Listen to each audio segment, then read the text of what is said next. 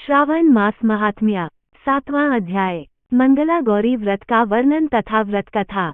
ईश्वर बोले, हे सनत कुमार, अब मैं अत्युत्तम भौम व्रत का वर्णन करूंगा, जिसके अनुष्ठान करने मात्र से वैधव्य नहीं होता है।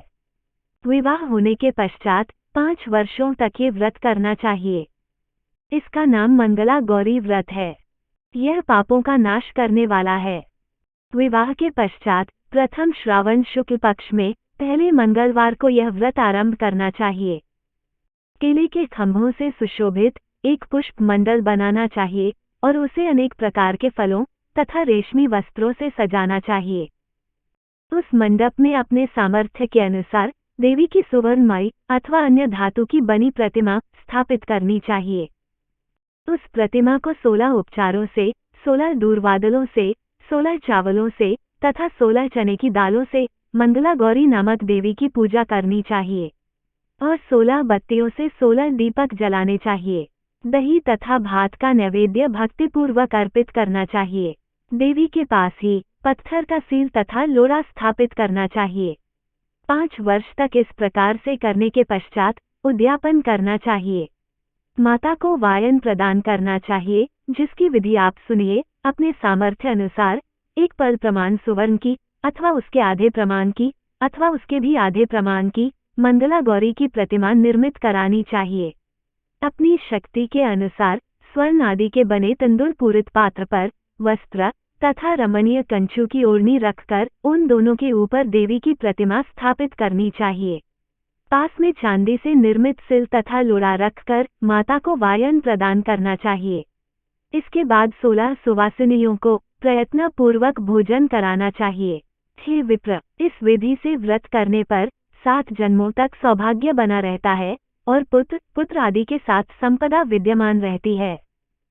सनत कुमार बोले, सर्वप्रथम इस व्रत को किसने किया था और किसको इसका फल प्राप्त हुआ?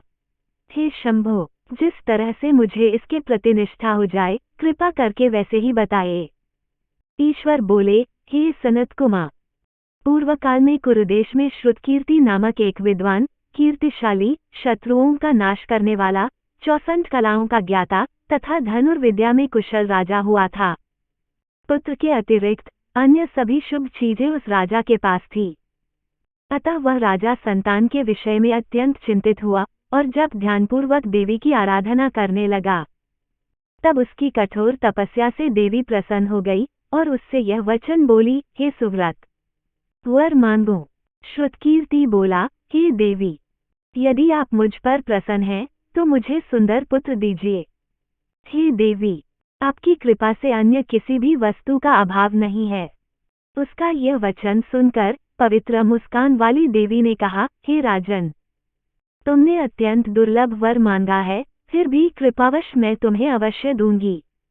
किंतु हे राजेंद्र, सुनिए, यदि परम गुणी पुत्र चाहते हो तो वह केवल 16 वर्ष तक जीवित रहेगा, और यदि रूप तथा विद्या से विहीन पुत्र चाहते हो तो दीर्घजीवी होगा।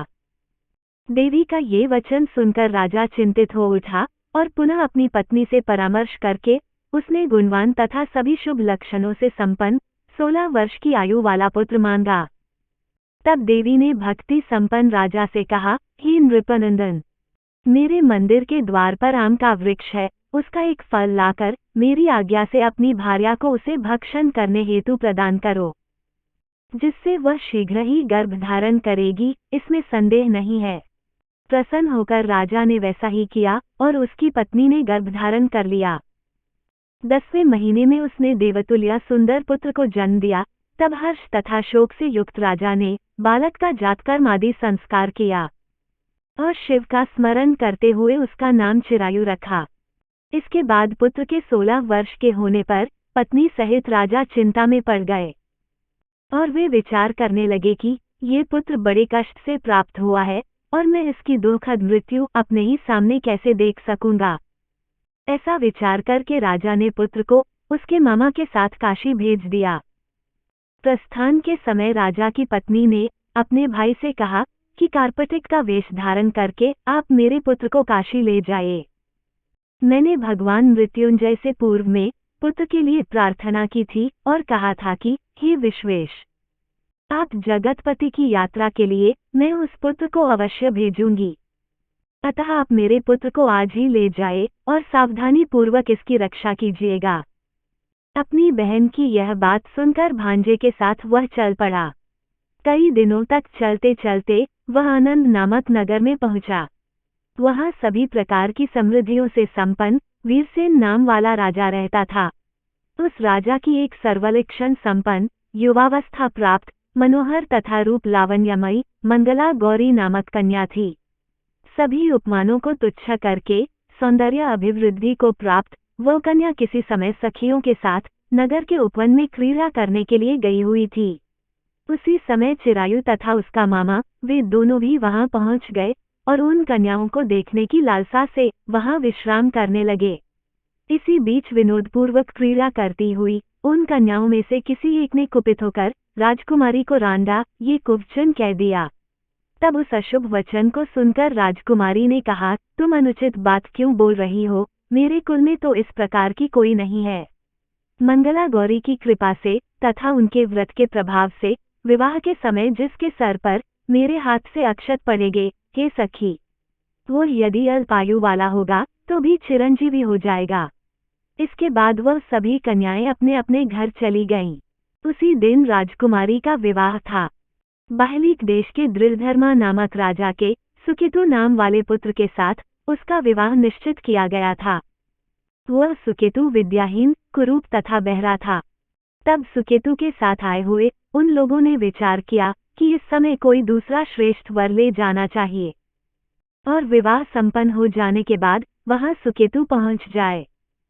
तदंतर चिरायु के पास जाकर उन लोगों ने चिरायु के मामा से याचना की कि आप इस बालक को हमें दे दीजिए, जिससे हमारा कार्य सिद्ध हो जाए। इस पृथ्वी पर परोपकार के समान दूसरा कोई धर्म नहीं है। उनकी बात सुनकर चिरायु का मामा मन ही मन बहुत प्रसन्न हुआ, क्योंकि इसने उपवन में पहले ही कन्या मंगला गौरी की बात सुन ली थी। फिर भी उसने एक बार कहा कि आप लोग इसे किस लिए मांग रहे हैं? कार्य की सिद्धि हेतु वस्त्र, अलंकार आदि मांगे जाते हैं, वर तो कहीं भी नहीं मांगा जाता। तथापि आप लोगों का सम्मान रखने के लिए मैं इसे दे रहा हूँ। इसके बाद चिरायु को वहां ले जाकर उन लोगों ने विवाह संपन्न कराया।